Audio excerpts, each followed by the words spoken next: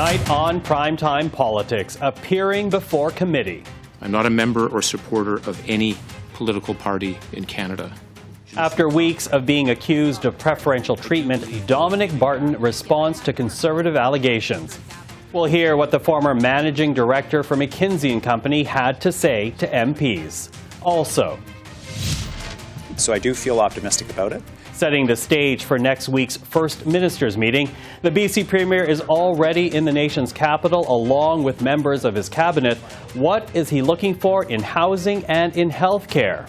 And new guidelines to protect Canadians living in long-term care, but with no teeth or mandatory requirements. Will they actually protect anyone?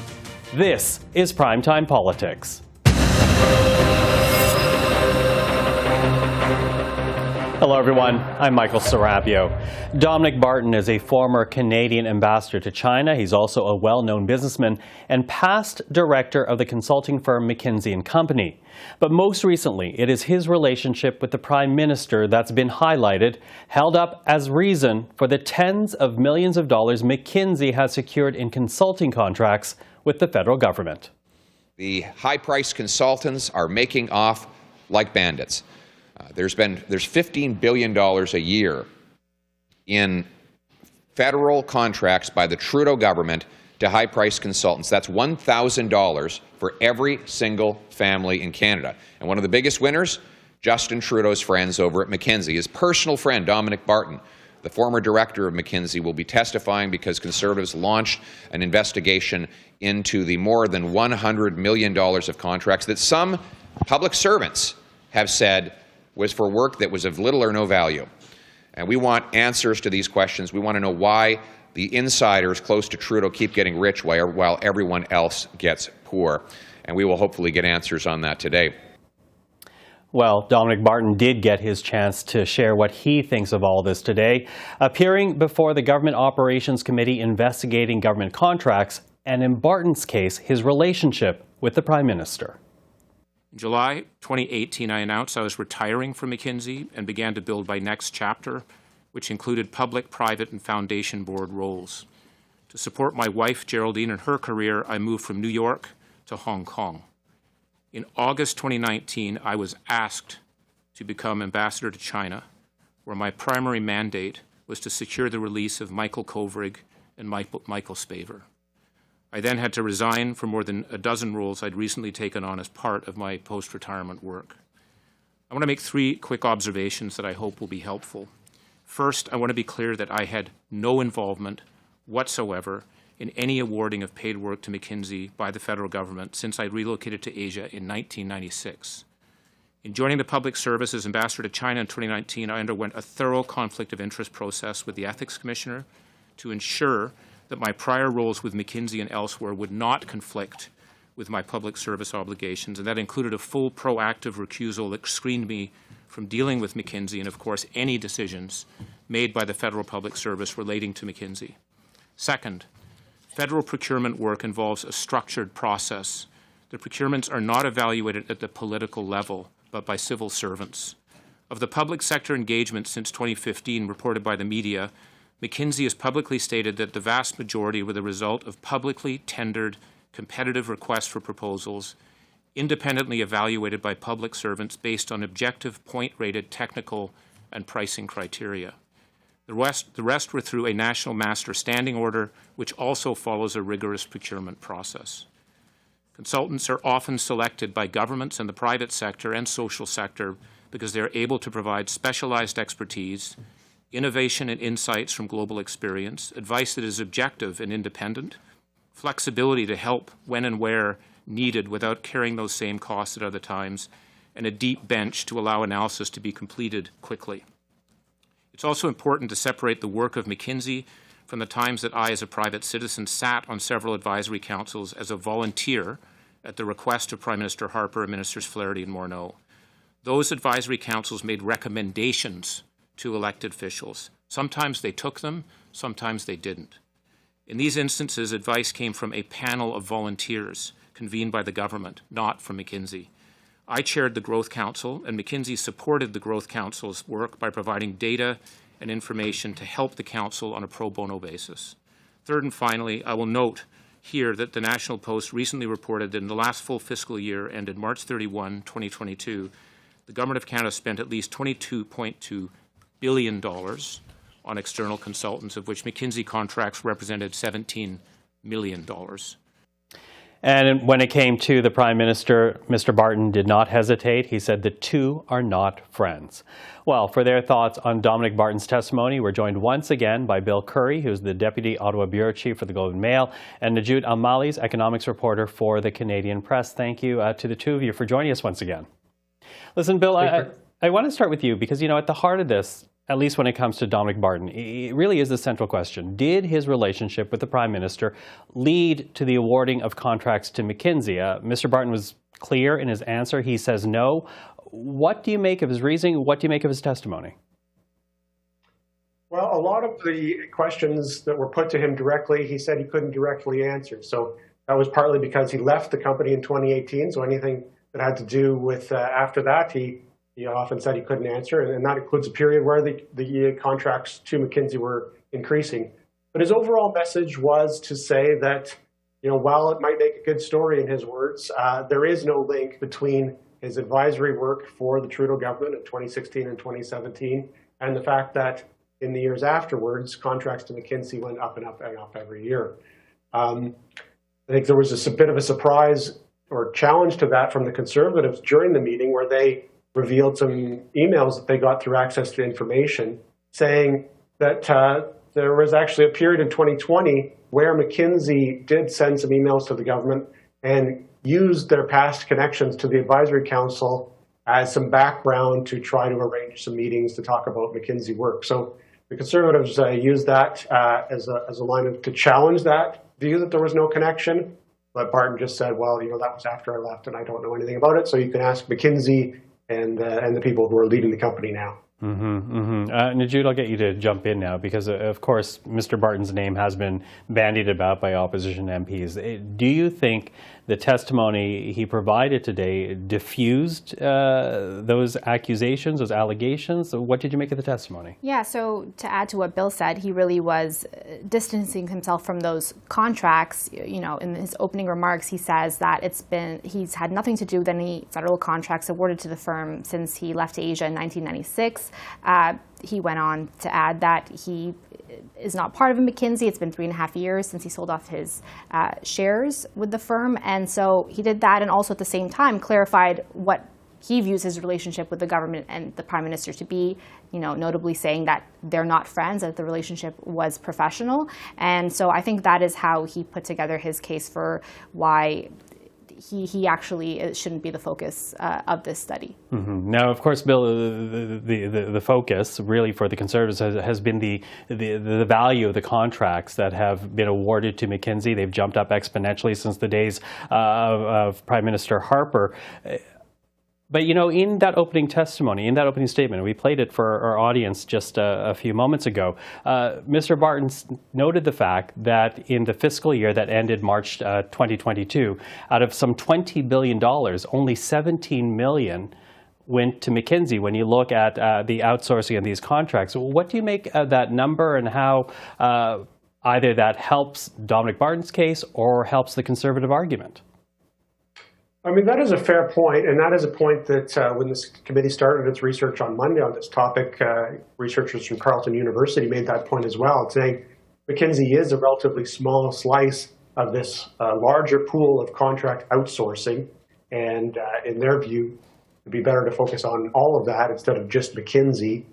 We saw at the end of the meeting today, NDP MP Gord John suggested that they broaden this particular study to include some other consulting firms like Deloitte. So that might happen. So there's definitely some merit to that. What makes McKinsey different, though, is a couple of things. It's that blurring of the lines because Dominic Barton was both an advisor through the Advisory Council and his company was getting work. So he's trying to keep those things different, but I mean, he was the head of McKinsey while he was giving this advice. So it's hard to keep that separate. And then secondly, this is a company that in recent years has had some pretty high profile conflict of interest issues and controversies including getting involved in supporting the growth of opioid use in the United States. So that's obviously a big issue. And working with countries like Saudi Arabia, Russia, and being involved in some other scandals in France and South Africa. So there's a lot of questions that the opposition has legitimately about why is the government contracting with a company that has several controversies around the world. Okay, so I have less than a minute here, but I'm going to ask both of you then, because if that's the case, if they're raising questions about McKinsey and its past operations, is the Dominic Barton portion of this now over? Is it solely on McKinsey, or will Dominic Barton's name keep coming up? Jude? Well, he's been the focus. I don't really see that changing in terms of us forgetting about Dominic Barton. We'll see what happens when the committee looks at John's motion to expand the study to other firms. I would assume that when McKinsey executives show up at the committee, that they will also be asked about Dominic Barton and his role with government and with the firm. Mm-hmm. And what do you say to that, Bill? I agree. I mean, eventually they are going to call people who are current leaders of McKinsey. So I think that's when you can get into more questions about why these contracts went up and whether they were using their connections to Dominic Barton and his work as an advisor to get in the door and get more contracts. The Conservatives say that the emails that they've obtained through access to information suggest that. So I would assume that would be their line of questioning when they get McKinsey officials before them in future meetings. Okay. Well, once again, thank you to the two of you. Really good to get your insight onto this. Bill, Nojoud, have a good evening. Thank you. You too. You too. Also today in Ottawa, Amira El-Gwabi says she is sorry for the way her words have hurt Quebecers. El-Gwabi is Canada's new special representative for combating Islamophobia. Quebec politicians want her removed over past comments on Bill 21.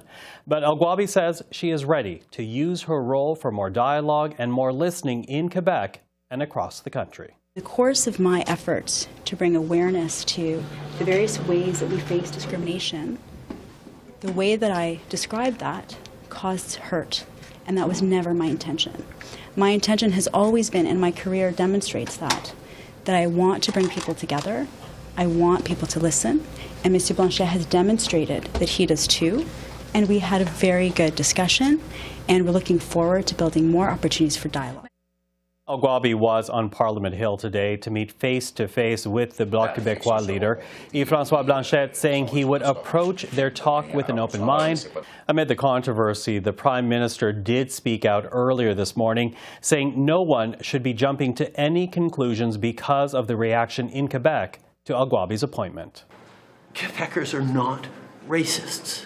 Quebecers are among the people who are the strongest defenders of individual rights and freedoms, along with a lot of other Canadians. It's super easy for people to simplify and try to attack either side. What we need is a conversation about the fact that we all agree that rights and freedoms need to be protected, and how in a pluralistic society, a place of diversity and strength, we're able to not just coexist, but understand each other, respect each other's priorities and desires, and build a better future. These are the things that societies like Canada will always have to grapple with. And the way to grapple it is to bring forward people who are open to those conversations and open to that engagement. And that's what I know that Amira is. Now, also on this caucus day on Parliament Hill, we heard from the Conservative leader commenting on a pilot program underway in British Columbia. It decriminalizes small possession of illicit drugs that include opioids, coke, methamphetamines, and MDMA. You not only need to take a walk down the streets of East Vancouver, where addicts lay face first on the pavement, where people are living permanently in tents and encampments, but you just need to look at the data. A 300% increase in drug overdose deaths in British Columbia since Trudeau took office 8 years ago. The Trudeau NDP approach is on open display in Vancouver. It is a complete disaster. It is hell on earth. We're going to reverse that policy, and we're going to reverse it. We're going to replace it with recovery and treatment. And one other note on this Wednesday, the former interim leader for the Conservative Party, Candice Bergen, has announced her retirement from Parliament Hill. Bergen was first elected in 2008. She was a minister in the Harper government and led the party after Erin O'Toole was ousted until Pierre Poilievre won the leadership race last September. I'm choosing to leave now, not because I'm tired or I've run out of steam. In fact, it's the exact opposite. I feel hopeful and re-energized. Hopeful for our strong and united Conservative Party and our caucus under the courageous and principled leadership of my friend Pierre Poilievre. I feel honored and respected by my fellow Conservative colleagues and by so many of you, my fellow Canadians, who have reached out to me in emails or in calls or when I see you out and about. You have been kind and so encouraging. I'm more energized than ever, and I'm optimistic and excited for the future. We're now just 6 days away from the First Minister's meeting that will take place right here in Ottawa. But ahead of that meeting, the BC Premier is already in the nation's capital along with members of his cabinet. Today, meeting with the Prime Minister, yes, talking about healthcare, but also other issues, including housing. So to talk about all of that, we're now joined by BC's Housing Minister, Ravi Kahlon. Minister, thank you for being here. Yeah, thank you for having me. So as I say, a lot of issues to discuss as the members of your cabinet come together along with the Premier to meet with counterparts here in Ottawa.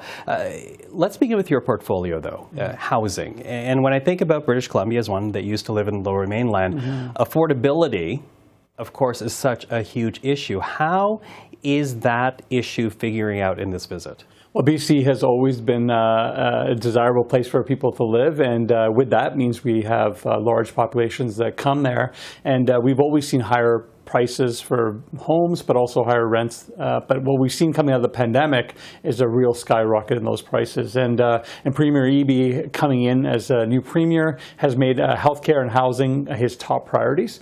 And so the message we're bringing here to meet with our colleagues on the federal side is, we really want them to be stepping into in these fields in a bigger way, because through cooperation, we're going to be able to make more of an impact in our communities than if we are just, 5 hours apart. So how do you envision that kind of work together between these two levels to address an issue like affordability? Well, certainly on the housing side, it means we're going to need to build more. I mean, we have 2 decades of underinvestment in housing in British Columbia.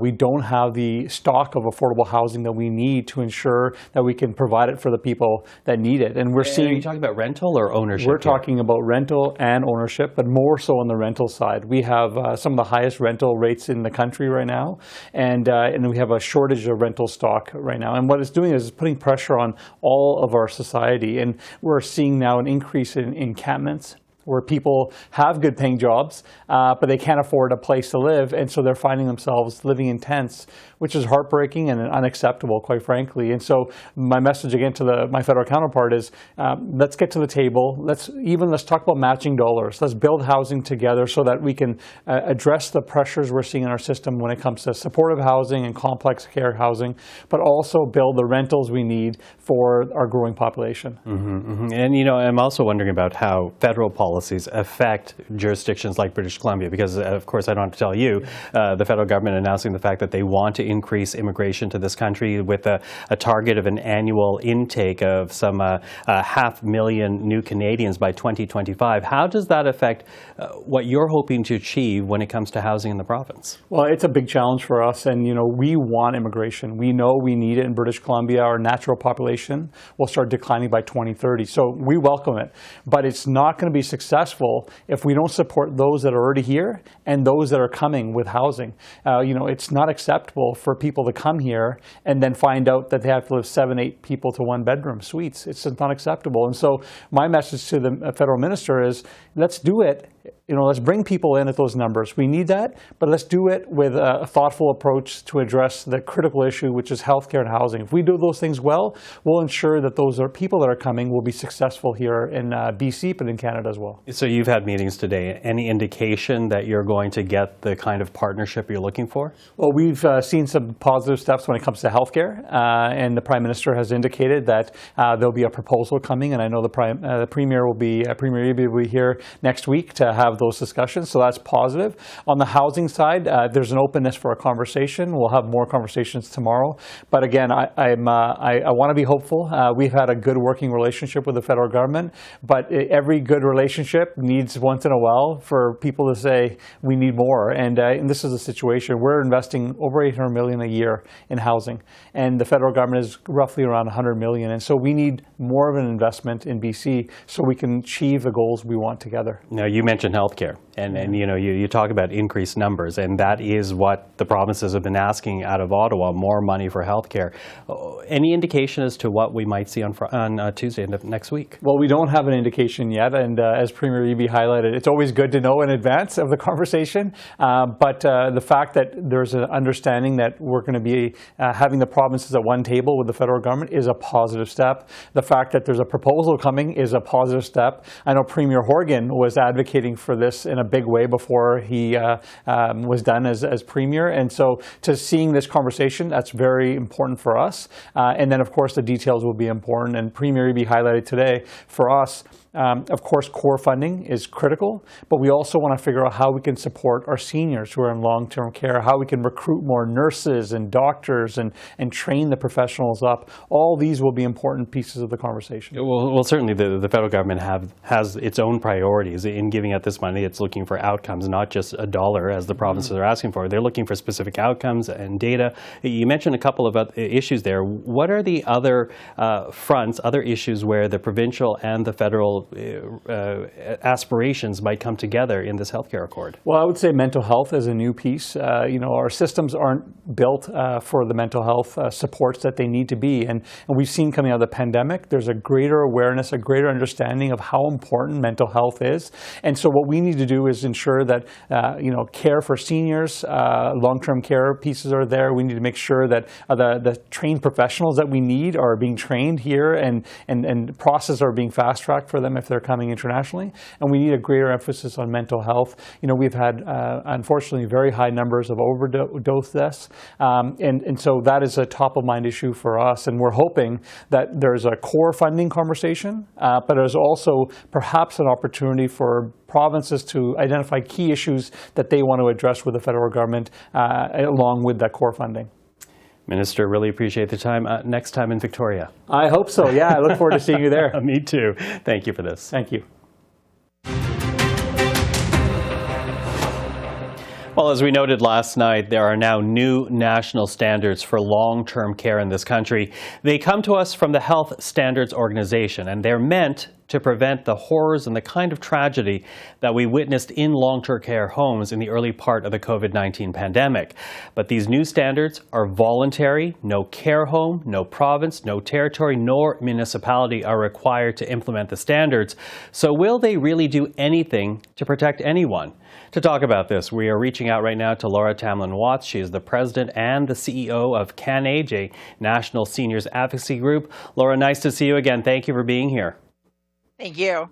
So listen, let's begin with the obvious shortfall of these standards. There is nothing mandatory about them. What's your reaction to that? Well, there's nothing mandatory about them just yet. Remember, it was the standards associations that worked with Canadians and experts all across the country, and I was part of that process. And all they can do is create accreditation standards. That is what they can do. Then it has to go to the government. And this is where we're looking for the provinces to require these standards. That's the piece we're missing. Only Quebec right now requires long-term care homes to even be accredited. So we're looking for Ontario and the other provinces and territories to say accreditation yes and use these ones. Now, you mentioned Ontario, and Paul Calandra is the Minister for Long-Term Care in the province of Ontario. He already says that he's not interested in watering down what Ontario already has. So does that worry you in any way about the implementation of these standards?